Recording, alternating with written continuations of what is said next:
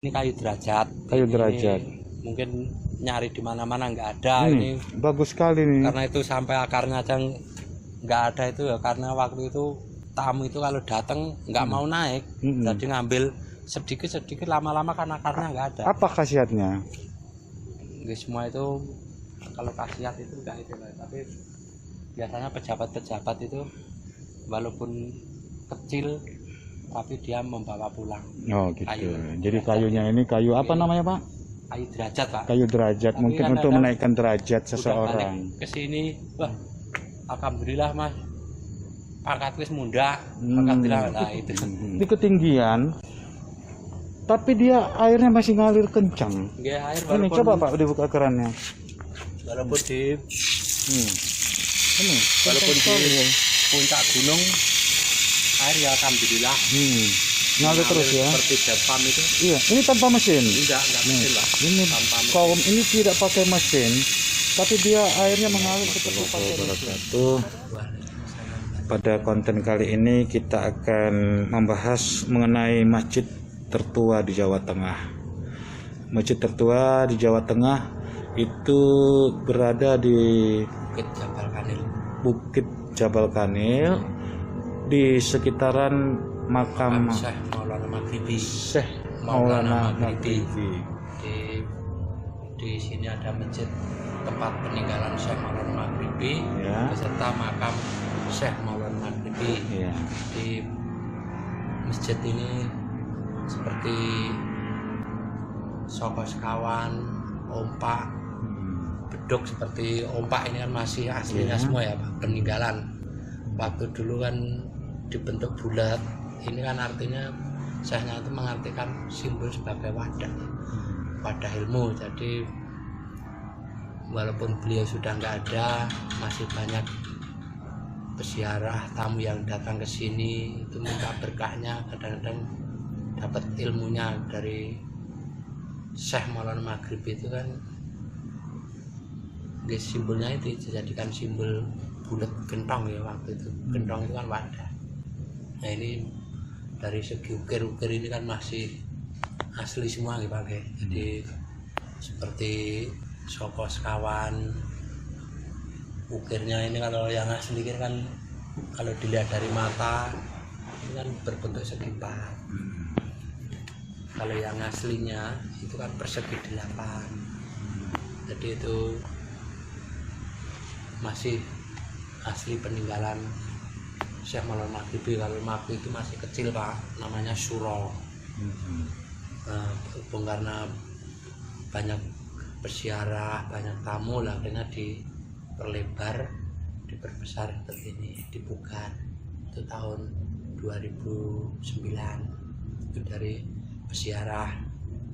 Nah, seperti beduk itu kan peninggalan Syekh Maulana Maghribi, itu berasal dari kayu jati.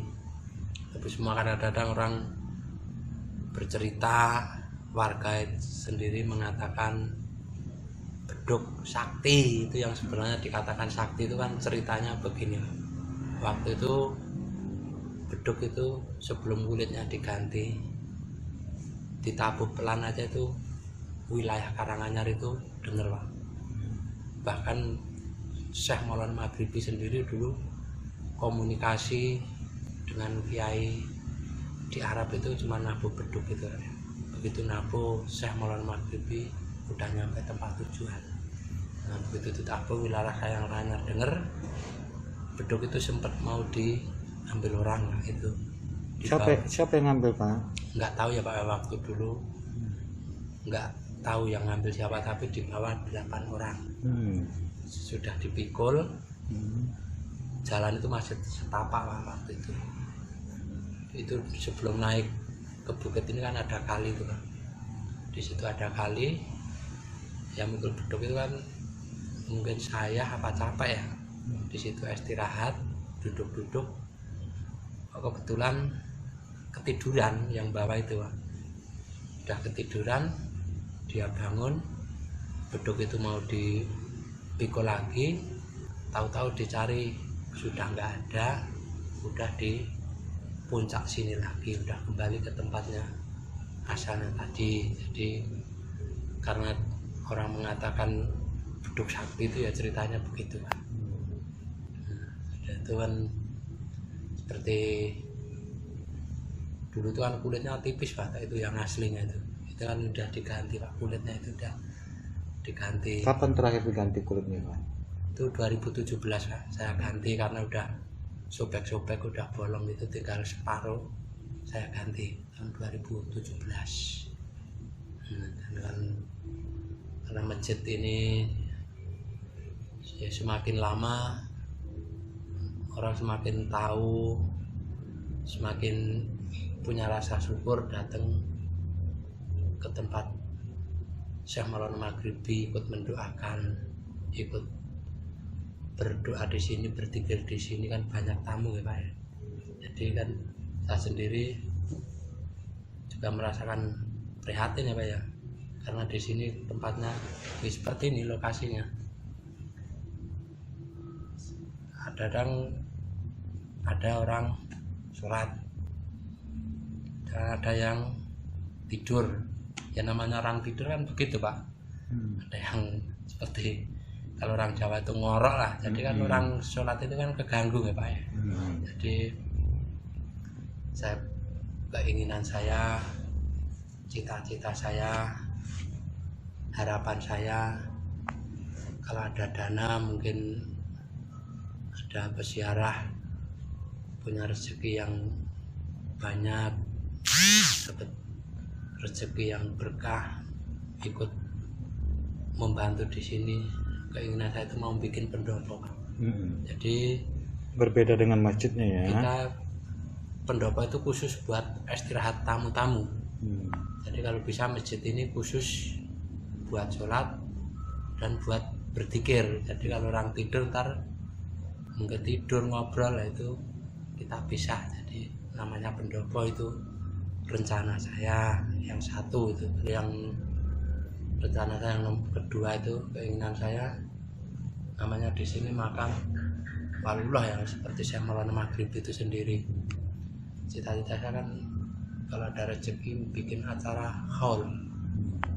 Jadi kita kalau bisa itu kan mengadakan pengajian akbar, pengajian seperti ustadz siapa yang mau membantu ke sini untuk kemajuan sini. Saya sendiri kan pengen ada acara begitu Pak, hall yang besar. Jadi itu semua akan memerlukan dana dan biaya. Jadi kita namanya mengundang jamaah, mengundang tamu itu kan paling enggak ya buat minum, buat nyamnya kan harus siap. Nah itu kalau bisa cita-cita saya itu Pak.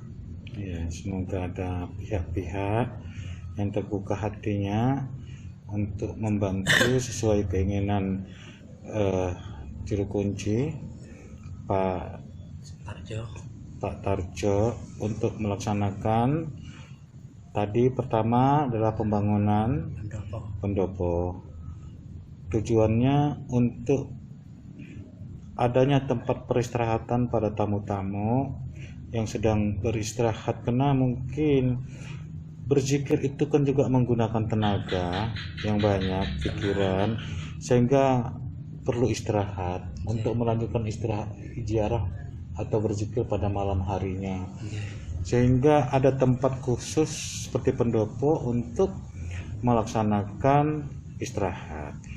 Dan masjid yang ada ini khusus dibuat untuk tempat sholat. Itu keinginan pertama. Keinginan yang kedua itu akan diadakan hall, ya Pak ya. Mudah-mudahan ada pihak-pihak yang ikhlas menyisihkan rezekinya untuk membantu pelaksanaan hall tersebut, sehingga kita melaksanakan berdoa bersama, zikir bersama, ada juga mengambil penceramah yang ada, sehingga terlaksana di sini hall akbar. Ini belum pernah dilaksanakan ya Pak? Belum Pak. Kalau hall biasa itu setahun sekali Pak, yang itu pelaksanaan hari apa? Waktu kapan Pak? Jumat Legi bulan besar. Jadi setiap Jumat Legi bulan besar itu warga kampung sini mengadakan syukuran di sini. Untuk biaya dari mana itu? pribadi, tiap Masing-masing tiap orang. masing-masing satu keluarga bawa buat syukuran sendiri-sendiri gitu Pak. Ya ada juga tamu peziarah itu ikut suruh bikinin, akhirnya ikut syukuran di sini bareng-bareng begitu. Tadi itu yang kedua, yang ketiga juga perlu kayaknya kita yang bagi rekan-rekan yang punya rezeki untuk memperbaiki keseluruhan ini tempat ziarah, termasuk paping dan juga Semua tempat ini kan lingkungan. Ini juga masih sangat memprihatinkan sekali. Boleh kita lihat. Oh, pertama kita coba lihat beduknya dulu ya Pak ya. Beduknya, ini beduknya.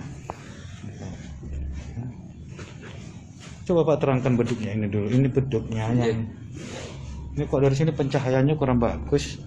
Coba. Oh, itu lihat sana pemandangannya bagus sekali. Saya ambil cuplikan dulu nih. Bagus sekali pemandangannya di sini. Ini ketinggian ini. Jadi ini beduknya. Beduk zaman dulu ini terbuat dari jati. Kayu jati Dan utuh ya, masih Pak, utuh. Kayu jati utuh. Iya. Ini ketebalannya berapa Pak dalamnya nih? Berapa senti? Pernah Bapak hitung? Kayunya Iya. sekitar 10 cm ya Pak. 10 cm ya. Nah, ini yang baru diganti tadi ya. Oke, kulitnya baru saya baru ganti ganti. 2017 kemarin. Ini kalau ada lubang ini Pak ya. Lubang apa ini? Tawon ya Pak ya. Tawon. Itu diisi tawon madu. Tawon madu. Oke. Jadi sudah ada madunya ini. Itu udah 3 tahun belum pernah saya ambil. Udah hampir penuh ya Pak ini Pak. Iya. Jadi ini beduknya yang katakan beduk sakti ya. Oke. Terus ini masjidnya, model masjidnya. Ini awal mulanya ini 4 ya Pak. Oke, 4 itu namanya dulu surah Pak. Jadi masjid kecil waktu itu. Kecil jadi seperti sopo patin aslinya dulu. Jadi juga belum dirubah. Terus ini adalah kita lihat dari luar juga tempat masjidnya ini. Ini masjid ya Pak? J.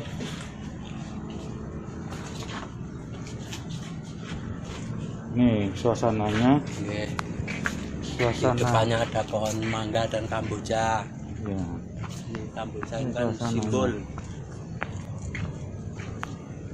Kamboja mangga kan Bentar, jadi Bapak rencana untuk pembangunan anunya di mana Pak? di situ lah di samping. Jadi di ketinggian, ini di ketinggian.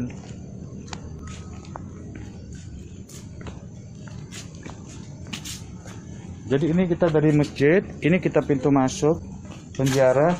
Langsung di sana itu makamnya Syekh Syekh Maghribi. Maulana Maghribi. Ya, di sini kan Dan di sini rencana mau saya bikin pendopo ya Pak ya. ukuran berapa itu Pak? Oke, tergantung dananya ya Pak ya. Kalau mau bikin besar juga bisa ya. Itu masih termasuk lahan sini juga sampai bawah sana. Oke. Waduh, kalau dikatakan buat hall bagus sekali ini. Ya, rencana bikin pendopo di sini jadi biar tamu itu di situ di masjid itu khusus buat sholat, buat dikir lah, tamu istirahat pengen ngopi ngeteh ngobrol biar di sini jadi pisah ya Pak ya. Iya, iya. Suasana cukup bagus di sini. Ini termasuk lahan dari makam itu termasuk sampai di bawah sana. Sampai bawah pohon bambu-bambu. Pohon bambu itu ya pelilingnya. Iya. Betul. Ini contohnya ada pihak pemerintah untuk membangun tempat wisata religi, ini sangat bagus sekali. Iya. Indah sekali. Mudah-mudahan aja pihak pemerintah. Tempatnya di ketinggian. Terus ini rencana Bapak tadi ini juga belum dipaping. Belum. Dan juga ini juga sebelah makam ini belum nih ah. Oke, itu rencana bikin paping buat zikir, buat itu. Ini paping juga rencana dipaping untuk buat zikir ya. Memang ini kan tanah kosong dari dulu, ini kan lapangan ya Pak ya. Ini dulu lapangan untuk buat apa nih Pak? Di sini kan dulu pondok pesantren. Jadi ini banyak santri, jadi belajar bela diri, belajar itu di sini lokasi. Ini lokasinya ya. Jadi luas sekali sampai batas mana itu Pak? Ini kompon ini. Oh iya ini. Jadi kalau seandainya ada pembangunan ini cukup 10 luas. kali 11 ini Pak. Ini ya, Iya. lahannya 10 kali Lahannya. 11 untuk paping ya. Oke, paping. Pak, sana tadi itu makamnya banyak. Makam para aulia dan juga Oke, itu tempat makam Syekh Belabelu juga. Syekh Belabelu. Yang mana Pak tadi Syekh Itu di Belabelu? bawah ini Pak. Ini Syekh Belabelu ini siapa ini Pak?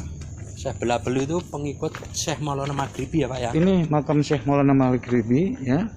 Dan dia di bawah sini ada Syekh Belabelu ini Pak. Syekh Belabelu ini di bawah. Jadi di mana ada Syekh Maulana Maghribi, pasti di situ ada Syekh Belabelu karena pengikut atau pengawal ya. Kemana-mana kan ngikut. Iya. Jadi walaupun kok di sana ada Syekh Belabelu, ada Syekh, itu emang nggak bisa. Kemana-mana ngikut. Nah di situ juga terdapat makam Syekh Jafar Shodiq. Makam Syekh Jafar Shodiq. Di mana itu Pak? Dulu di sini sebagai guru bela diri santri-santrinya ya. Tuh. Kenapa dulu makamnya kok misah, taruh di paling barat? Itu sesudah Syekh Maulana Maghribi meninggal, sudah nggak ada lah, akhirnya dia di sini ditugaskan sebagai imamnya, imam masjid. Jadi simbolnya imamnya di sini, makanya paling barat. Ya. Kenapa nggak kok taruh di luar lah, dia kan punya semboyan Pak. Jadi prajurit itu wani kodanan, wani kepanasan, jadi dia taruh mintanya di luar, nggak ditaruh, memang mintanya di luar. Sejarahnya seperti itu ya. Seperti itu. Tapi masih luas ya, ini tadi kembali kita. Masih luas. Ini juga masih termasuk komplek makam. Kalau mau bangun apa juga masih luas lokasinya. Memang kalau buat wisata religi, kembangkan memang tempatnya bagus sekali. Luas tempatnya. Kenapa masih ini pohon tua-tua semua ini? Karena waktu Syekh dulu itu kan kemana-mana itu bawanya segenggam tanah ya Pak ya. Iya. Digenggam. Jadi kenapa tempat petilasan beliau, tempat beliau itu di puncak gunung? Karena dia begitu di bukit, dia itu nabur, tanah itu ditabur. Jadi dia kenapa milih di sini? Karena begitu tanah itu ditabur, tanemin tumbuh-tumbuhan, lah tumbuh dengan lebat, dengan subur, lah seperti tanaman yang masih langka-langka, tanaman tua-tua semua ini. Dan saya juga ada mendengar karomahnya dari para wali di sini. Ini air ya.